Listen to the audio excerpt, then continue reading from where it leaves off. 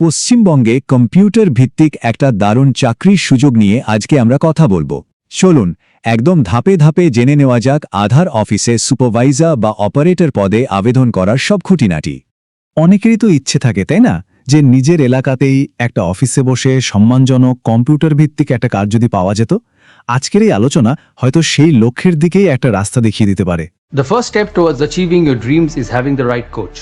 Get the best education with Convolution Educare and make your government and corporate job training.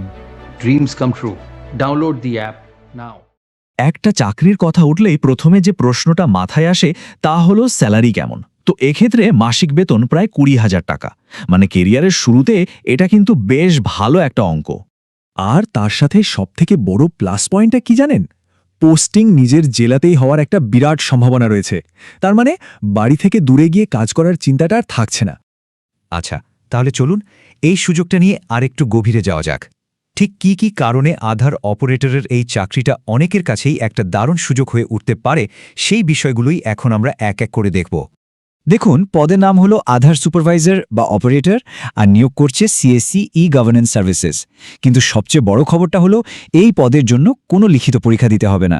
হ্যাঁ, চাকরিটা চুক্তিভিত্তিক, কিন্তু performance ভালো থাকলে সেই চুক্তি রিনিউ হওয়ারও সুযোগ রয়েছে। তো চাকরিটা পেলে কাজটা ঠিক কি করতে হবে? একজন আধার অপারেটরের প্রতিদিনের কাজগুলো কি কি, চলুন এবার সেটা একটু পরিষ্কার করে বুঝে নেওয়া যাক।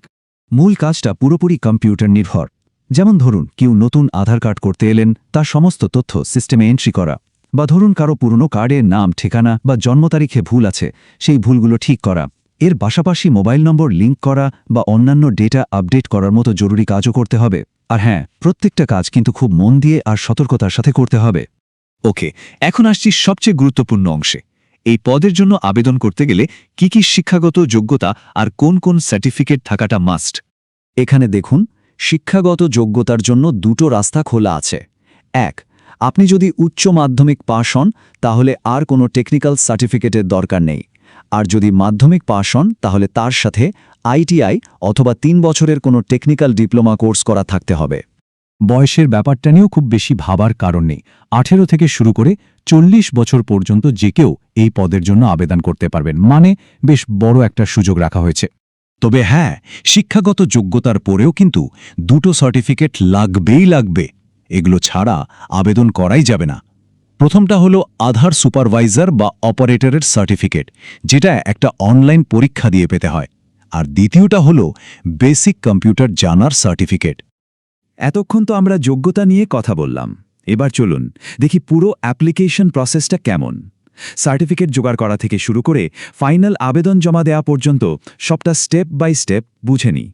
চাকরির জন্য অ্যাপ্লাই করারও আগে, মানে প্রথম এবং প্রধান কাজটাই হলো আধার সুপারভাইজার সার্টিফিকেটটা জোগাড় করা। এর জন্য একটা নির্দিষ্ট পোর্টালে গিয়ে রেজিস্টার করে একটা অনলাইন পরীক্ষা দিতে হবে। ভালো ব্যাপার হলো এই পরীক্ষা নিজের সুবিধামতো সময় দেয়া যায়। সার্টিফিকেটটা হাতে চলেই এলেই আসল কাজ শুরু। সোজা চলে যেতে হবে সিএসসি এর অফিসিয়াল ক্যারিয়ার পোর্টালে।